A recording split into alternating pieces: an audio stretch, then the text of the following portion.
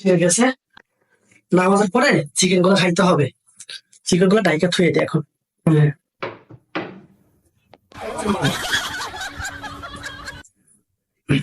যাই নামাজ পড়তে যাই।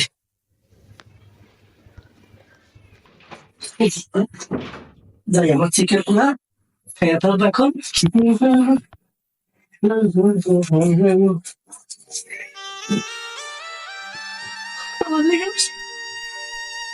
আমার চিকেন কই?